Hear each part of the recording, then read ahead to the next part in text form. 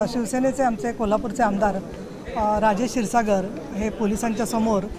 त्यांच्यावरती जे गुन्हे सादर झालेले त्या संदर्भात या ठिकाणी पोलिसांच्या समोर हजर झालेले आहेत आणि आम्ही आश्वासन दिलं होतं मगाशी जनतेच्या समोर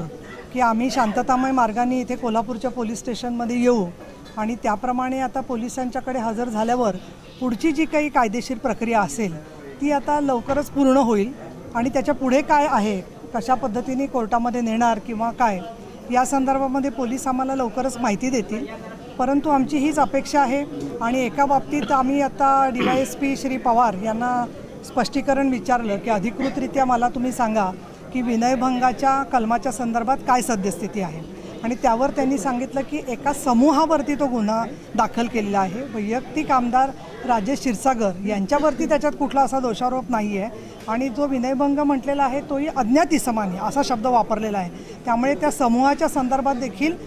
तसा तपशील FIR मध्ये नाही आहे याची त्यांनी मला परत एकदा निर्वाळा दिला।